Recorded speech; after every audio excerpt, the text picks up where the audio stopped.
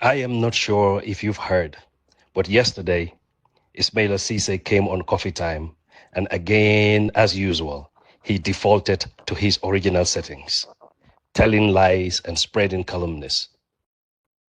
I watched Ismaila sitting there, so full of himself, and yet looking so profoundly empty. I couldn't help but feel sorry for the poor fella.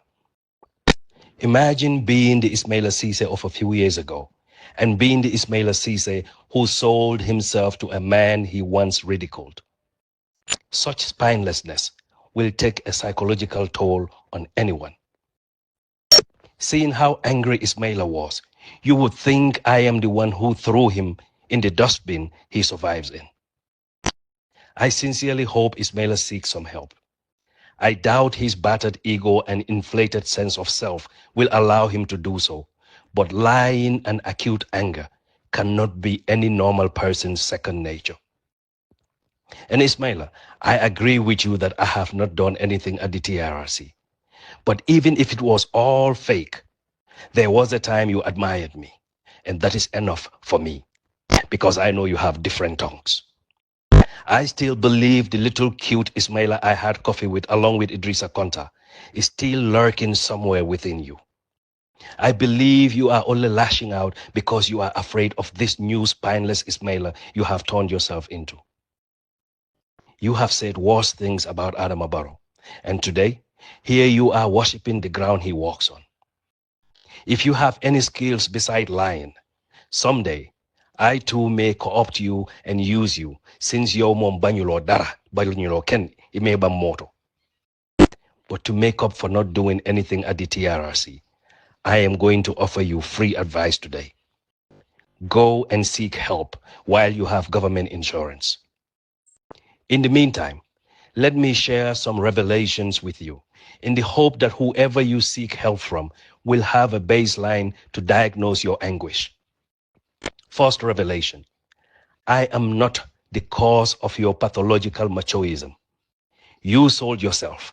I did not. 2, I have never asked you to live a life you cannot afford. Try being like me, a simple man. You will see results. 3, I am not the reason you betrayed your CA colleagues. And I guess you can blame your lack of values for that. But number 5, Ismaila, I have never asked you to be a failed drug dealer and run away from the law when your product was suspected of causing deaths in Sweden. I have never asked you to abuse the welfare system of Scotland. I encourage tacito, hard work. I am not the one who asked you to call Adama Barrow wicked, only for you to swallow your filth. And I am certainly not the one who asked you to call Adama Barrow clueless, only to worship the ground he walks on today. Ismaila, I am not the one who asked you to call Adama Barrow corrupt, only to turn around and disown everything you said about him. I am not the one driving you insane. It is what is left of your battered conscience. The hate and anger slowly eating you up is not my fault. But I sympathize with you. God knows I do. I really, really do. The libertine you've turned yourself into must be weighing you down. And I'm sorry for that. You see, shame is a critical behavior regulator. You cannot completely discard shame like you, Ismaila, do and still act normal. It's not possible. I wish I could help you, but I doubt if even the late, great Jason Toure would have been able to get you the help you need. I'm sorry. I could hear the pain in your voice because you hate to hear my voice giving you lessons on how to do your job. I could see the fear in your eyes, Ndesan. It hurts that I talk and people listen. But you know what?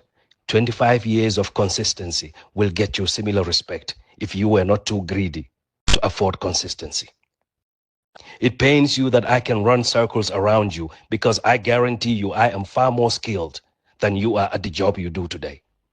That is not me being arrogant. It is just me having a front row seat watching your sheer incompetence as you and your ilk continue to fail the man from whose hand you subsist.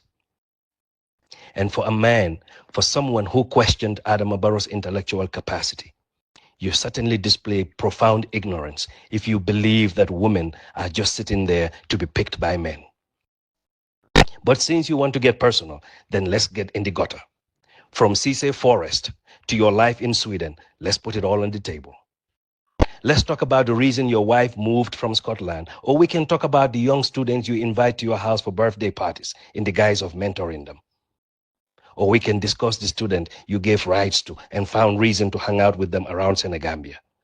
I got my eyes on you, and I will happily join you in the gutters. I am no Michelle Obama. The next time you jump in your filth by going personal, I will gladly dig a hole beneath you and go even lower.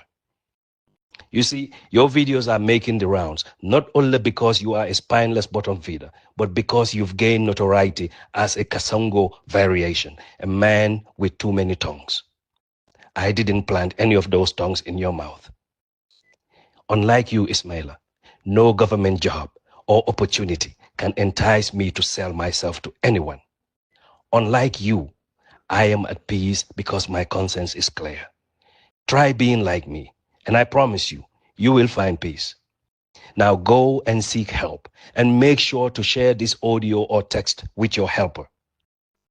You see, your hatred cannot even allow you to be decent. But here I am, giving you free advice. Try to be like me, and you can thank me later.